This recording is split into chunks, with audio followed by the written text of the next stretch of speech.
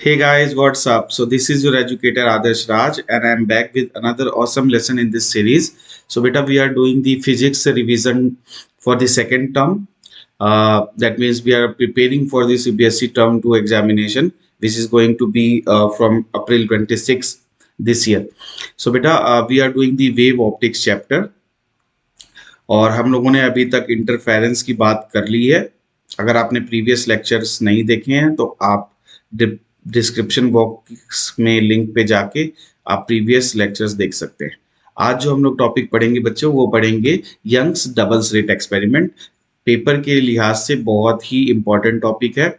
इसे हम लोग बोलते हैं YDSE, Young's double slit experiment. Okay बेटा, तो चलो स्टार्ट करते हैं। तो देखिए बेटा, क्या है, हमारे पास एक सोर्स है एस, जो कि लाइट का सोर्स है, और ये लाइट सोर्स से जो वेव्स निकल रही हैं वो ट्रफ और क्रेस्ट के फॉर्म में निकल रही है, यानी कि वेव फ्रंट। ठीक है, अब ये जो सोर्स है, इससे हम दो सोर्सेस बनाते हैं S1 और S2 स्लिट्स का यूज करके। तो यंग ने क्या किया, दो स्लिट्स ली, S1 और S2, और इस S सोर्स को दो सोर्सेज में डिवाइड कर दिया, जिन्हें हमने कोहेरेंट सोर्सेज बोला। ठीक है, तो ये हमारी दो स्लिट्स होंगी। यहाँ पे ये हमारी दो स्लिट्स होगी। मान लो ये S1 स्लिट हो गई और ये S2 स्लिट होगी। तो ये जो दोनों स्लिट्स हैं बेटा, इनसे जो वेव फ्रंट्स निकली हैं, तो जब दोनों स्लिट की वेव फ्रंट का क्रस्ट दूसरे के क्रस्ट से ही सुपर इम्पोज करता है, तो वहां से ब्राइट फ्रिंज बनती है या ब्राइट बैंड बनता है। जब दूसरे के ट्रफ से ही सुपर इम्पोज करता है तो अगेन ब्राइट फ्रिंज बनती है। लेकिन जब दूसरे का क्रस्ट पहले के ट्रफ से या पहले का ट्रफ दूसरे के क्रस्ट से सुपर इम्पोज करता है, तो क्या बनती है, डार्क फ्रिंज बनती है। क्या बनती है बेटा, डार्क फ्रिंज। तो यंग ने यही एक्सपेरिमेंट किया था। स्क्रीन पे जब आप देखोगे, जब ट्रफ ट्रफ और क्रस्ट क्रस्ट एक दूसरे के साथ मिल रहे हैं, तो हमेशा ब्राइट फ्रिंज बन रही है, जैसा कि अब आपको इस फिगर में दिख रहा है। जो डॉटेड स्ट्रक्चर है, जो स्टार आपको दिख रहा है, वहां पे आप देखेंगे कि एक क्रस्ट और एक ट्रफ एक दूसरे से मिल रहा है। तो जो हमारा ये ब्लू डॉट्स है, ये हमें ब्राइट फ्रिंजेस दे रहे हैं बेटे, और जो हमारे स्टार है, ये हमें डार्क फ्रिंजेस दे रहे हैं। सेंट्रल में हमेशा ब्राइट फ्रिंज बनती है, जिसे हम बोलते हैं, ये देखो यहाँ पे लिखा है CBB, सेंट्रल ब्राइट बैंड, या आप इसको सेंट्रल ब्राइट फ्रिंज भी कह सकते हैं, या इसे सेंट्रल मैक्सिमा भी कहा जाता है। सेंट्रल मैक्सिमा, यहाँ पे जीरो जो है बेटा, वो जो आपका अगला मैक्सिमा आएगा या अपना आपका अगला मिनिमा आएगा, उसकी डिस्टेंस को देखने के लिए हम सेंट्रल मैक्सिमा को जीरो का, यानी कि जीरो रेफरेंस लेवल मान के चलते हैं, और इनकी जो पोजीशंस हैं हम इसके रिस्पेक्ट में बताते हैं, यानी कि y या x जो भी कोऑर्डिनेट होगा वो हम सेंट्रल ब्राइट बैंड के रिस्पेक्ट में बताते हैं। ठीक है, यहाँ पे हमने ब्लू डॉट से ब्राइट फ्रिंज या ब्राइट पॉइंट को डिस्ट्रीब्यूट किया है या डिस्क्राइब किया है, और डार्क पॉइंट को स्टार से किया है। अब देखिए बेटा, थॉमस यंग जो थे, उन्होंने एक टेक्निक लगाई। क्या टेक्निक लगाई कि उन्होंने एक सोर्स को दो स्लिट्स से डिवाइड करके दो सोर्सेस बना दिए, S1 और S2। ये जो दोनों सोर्सेस हैं, ये कोहेरेंट सोर्सेस हो जाएंगे। ये क्या हो जाएंगे, कोहेरेंट सोर्सेस, क्योंकि मैंने आपको पढ़ाया था कि सिर्फ कोहेरेंट सोर्सेस में ही इंटरफेरेंस पॉसिबल होता है। He made two pin holes S1 और S2 very close to each other on an opaque screen. अब आप देखिए, एक स्क्रीन पे दो पिन होल्स बनाए जिन्होंने स्लिट्स की तरह काम किया। These were illuminated by another pin hole that was in turn lit by a bright source, है ना। तो उनका जो एस सोर्स था, उससे जो लाइट आती थी वो S1 और S2 पे गिरती थी, जिनसे अपने अपने वेव फ्रंट्स निकलते थे और वो इंटरफेरेंस करते थे। ठीक है, तो उनका जो अरेंजमेंट था वो कुछ ऐसा था।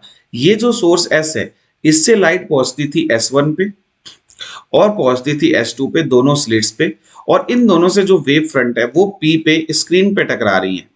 अब अगर यहाँ पे पहली का क्रस्ट दूसरी के क्रस्ट से टकरा गया, तो ब्राइट फ्रिंज बन गई। पहली का ट्रफ दूसरे के ट्रफ से टकरा गया तो ब्राइट फ्रिंज बन गई। अगर पहली का क्रस्ट दूसरे के ट्रफ से टकराया तो डार्क फ्रिंज बनी। ठीक है, तो हमने S1 से P पे एक वेव मान ली और S2 से P पे भी एक वेव मान ली। अब आप ध्यान से देखिए, ये जो दोनों वेव हैं, इन दोनों वेव के लेंथ में डिफरेंस है ना।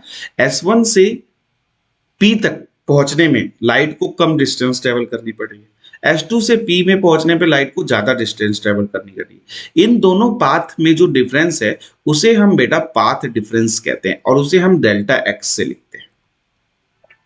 तो ये हमारा पाथ डिफरेंस है। ठीक है, ये हमारा पाथ डिफरेंस है। अब ये पाथ डिफरेंस को हम कैसे कैलकुलेट करेंगे, उसके लिए हम लिख लेते हैं बेटा, जो पाथ डिफरेंस है हम बड़े वाले लेंथ में से छोटी वाली लेंथ को माइनस कर देते हैं। तो S2P माइनस S1P ये हमारा पाथ डिफरेंस हो जाएगा। तो अब ध्यान से देखो बेटा, अगर हम S2P और S1P का माइनस यानी पाथ डिफरेंस निकालना चाहते हैं तो हम इन दोनों के स्क्वायर को क्या कर रहे हैं, सब्ट्रैक्ट कर रहे हैं। तो अब अगर आप S2P को ध्यान से देखो तो ये S2P जो है ये एक ट्रायंगल है। इसमें अगर हम S2P का स्क्वायर देखें तो ये हाइपोटेन्यूस हो गया। तो S2P का जो स्क्वायर बनेगा वो बनेगा D का स्क्वायर प्लस ये जो P की डिस्टेंस है हमने ओरिजिन से X मानी है और दोनों स्लिट्स के बीच की डिस्टेंस जो होती है बेटा वो D होती है। तो ओरिजिन से एक स्लिट की डिस्टेंस D/2 हो जाएगी। तो ये डिस्टेंस अगर D/2 होगी तो X प्लस D/2। ठीक है बच्चा, तो D square plus X plus D/2 का होल स्क्वायर। ऐसे ही हम अगर S1P देखें तो हमें ये ट्राइंगल मिलेगा। जब ये ट्राइंगल मिलेगा तो D स्क्वायर तो यही रहेगा, यहाँ पे X माइनस D/2 करना पड़ेगा। जब बेटा आप इसको सॉल्व करोगे तो आपके पास आ जाएगा 2XD। अब देखिए ये है a square minus b square, इसको हम लिख सकते हैं a प्लस बी और a minus b. a minus b को तो हमने इधर ही रखा है, जो S2P plus S1P a plus B बनेगा उसको हम इधर लेके आ गए। ठीक है, उसको हम इधर ले आए। अब देखिए बेटा, अगर हमें एरर को कम करना है, एरर बहुत कम रखने पे हमारा जो S2P और S1P है इसका समेशन हम 2D के बराबर रख सकते हैं, जहां पे कैपिटल D क्या है, डिस्टेंस फ्रॉम द स्क्रीन। ठीक है, तो आपको यहां पे ये याद रखना है डेरिवेशन में कि हम S2P प्लस S1P को 2D रखते हैं। जब आप ऐसा रख देंगे बेटा तो जो हमारा पाथ डिफरेंस आएगा डेल्टा एक्स वो आ जाएगा एक्स डी बाई डी, या कई लोग इसको y के टर्म्स में लिखते हैं तो y डी बाई डी, जहां पे y क्या है बेटा, y जो है वो डिस्प्लेसमेंट या distance of the fringe from the origin यानी सेंट्रल ब्राइट फ्रिंज से है। ठीक है, d क्या है, d है distance between the slits, distance between slits, और कैपिटल D क्या है, डिस्टेंस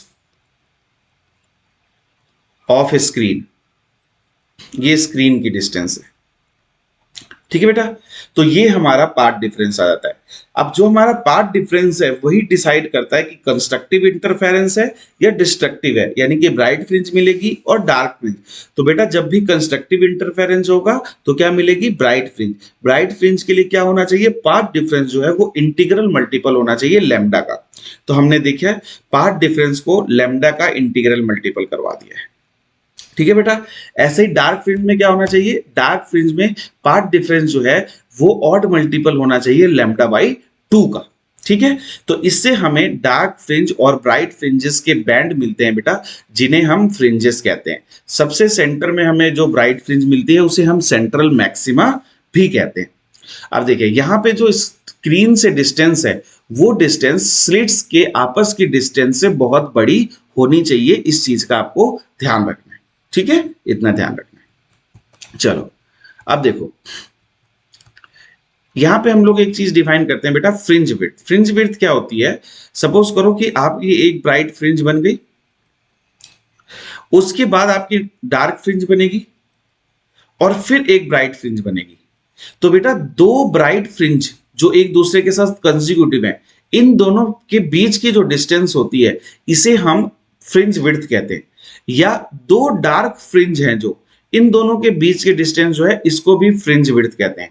तो या तो आप दो ब्राइट ले लो या आप दो डार्क ले लो, इन दोनों के ये कंसेक्यूटिव होने चाहिए। तो कंसेक्यूटिव डार्क और ब्राइट फ्रिंज के जो बीच की डिस्टेंस होती है वो कहलाती है बेटा फ्रिंज विड्थ, क्या कहलाती है? Fringe width. ठीक है, इसकी डिस्टेंस, इसकी जो वैल्यू होती है वो होती है बेटा लैम्डा डी बाई डी, जहां लैम्डा क्या है बेटा? लैम्डा है wavelength of the light use, wavelength of the light use, capital D है the distance of the screen, और स्मॉल डी क्या है बच्चों? स्मॉल डी है डिस्टेंस बिटवीन द स्लिट्स। इसको अच्छे से नोट कर लेना। तो आप देखोगे कि जो फ्रिंज विड्थ है, ठीक है, वो फ्रिंज विड्थ हमारे पेपर के लिए बहुत इंपॉर्टेंट है, इस चीज का ध्यान रखना। ठीक है, देखो, the bright fringes are the result of constructive interference, whereas dark fringes are the result of destructive interference. The central fringe is always bright fringe with monochromatic light. Monochromatic क्या बेटा? Single wavelength की light. Whereas it is achromatic with white light. The formation of the fringes is explained on the basis of the Huygens wave theory of light. Obviously हम लोग wave front के हिसाब से देख रहे हैं, और वेव फ्रंट के बारे में किसने बताया था? हाइजीन। अब देखो फ्रिंज विड्थ की एक्सप्रेशन दोनों तरीके से बताएंगे, डार्क के बीच में और व्हाइट की। अब देखो दो स्लिट्स थी, दोनों की वजह से वेव फ्रंट टकराई, जहां जहां कंस्ट्रक्टिव है, जहां जहां डिस्ट्रक्टिव है, उसकी वजह से व्हाइट बना और डार्क बना, और उसकी वजह से आपको ये पैटर्न दिखाई दिया। अब हमने क्या किया, एक सेंट्रल पॉइंट लिया P, और उससे हमने एक ब्राइट फ्रिंज ली किसी पॉइंट P पे। उसके बाद हम अगली ब्राइट फ्रिंज लेंगे n+1 पे। अगर हम पहली n पे ले लें तो दूसरी n+1, क्योंकि हमें कंसेक्यूटिव लेना है। इन दोनों के बीच की डिस्टेंस मान लेते हैं P से जो nth ब्राइट फ्रिंज है वो xn पे है, जो अगली है वो xn+1 पे है। इन दोनों के बीच का जो डिफरेंस होगा वही फ्रिंज विड्थ होगी। तो चलिए करके देखते हैं। देखिए बेटा, जो हमारा पाथ डिफरेंस है वो n लैम्डा के बराबर होना चाहिए ब्राइट फ्रिंज के लिए, हमें पता है। तो चलो, पहली जो nth ब्राइट फ्रिंज है वो कहां मिलेगी? देखो, हमने x n d by D को n लैम्डा रखा, तो यहां से xn की वैल्यू आ गई कितनी? n lambda capital d by d. ये हमारी position of the bright fringe आ गई nth।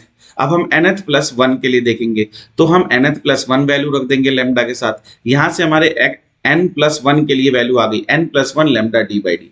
इन दोनों के बीच का डिफरेंस निकालिए। इन दोनों के बीच का डिफरेंस जब आप निकालोगे बेटा, तो आपके पास जो वैल्यू आई वो क्या आ गई? Lambda D by D. इसीलिए nth ब्राइट फ्रिंज और n+1th ब्राइट फ्रिंज के जो बीच की डिस्टेंस है वही हमारी क्या कहलाती है? हमारी कहलाती है फ्रिंज विड्थ। ये हमने ब्राइट फ्रिंज से देखा। अगर आप इसको करना चाहें तो डार्क फ्रिंज से भी कर सकते हैं। जैसे डार्क फ्रिंज में क्या होता है बेटा? डार्क फ्रिंज में जो हमारा n या mth डार्क फ्रिंज और m+1th डार्क फ्रिंज अगर हम लें, तो डार्क फ्रिंज में जो हमारी वैल्यू होती है वो odd multiple of lambda by 2 होती है ना? तो हम odd multiple of lambda by 2 के बराबर रख देंगे। यहां से देखिए, रख दिया हमने odd multiple of lambda by 2।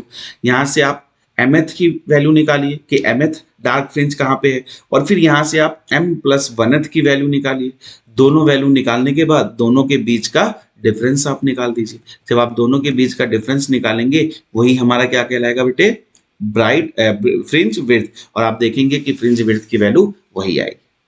ठीक है, लैम्डा डी बाई डी। तो फ्रिंज विड्थ हमेशा यही आती है।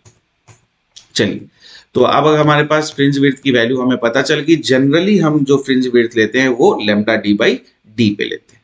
ठीक है, चलो, ये मैंने आपको बता दिया। अब देखिए बेटा, the distance between the two consecutive bright और dark fringe is known as the fringe width. उसकी वैल्यू ये होती है। एक और आती है angular fringe width. Angular fringe width क्या होती है? देखो बेटा, the ratio of the fringe width to the source screen distance is known as the angular fringe width. तो जो आपकी फ्रिंज विड्थ आ रही है बीटा, उसको डिवाइड कर दीजिए distance of the screen D से, तो आपकी एंगुलर फ्रिंज विड्थ आ जाएगी, और ये आ जाएगी लैम्डा बाई डी। और ये इंपॉर्टेंट है पेपर के लिए, और ये कंपटीशन के लिए भी इंपॉर्टेंट पॉइंट है, और इसकी कोई यूनिट नहीं होती है, ये भी पूछा जा सकता है, ये इंपॉर्टेंट है। ठीक है, ये ध्यान रखना। देखिए बेटा, फ्रिंज विड्थ किस किस चीज पे डिपेंड कर रही है? Beta is equal to lambda D by d, ये हम लोगों ने देख ही लिया। Lambda d by d. तो बेटा ये किस किस पे डिपेंड कर रहा है? ये directly proportional to wavelength है, inversely proportional to the distance between the slits है। जितनी ज्यादा स्लिट्स के बीच में डिस्टेंस बड़ी होगी, फ्रिंज विड्थ कम होती जाएगी।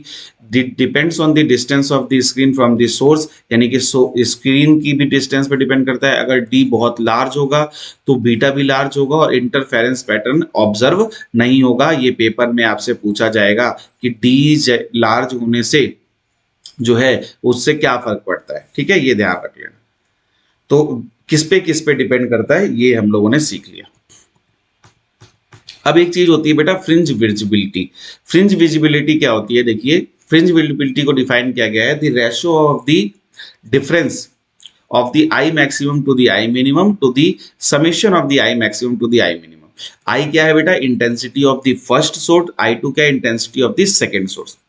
अगर हमारी I मिनिमम बराबर 0 है और विजिबिलिटी 1 है तो इस केस में जो फ्रिंज विजिबिलिटी होगी वो मैक्सिमम होगी, बहुत अच्छी फ्रिंजेस दिखाई देंगी।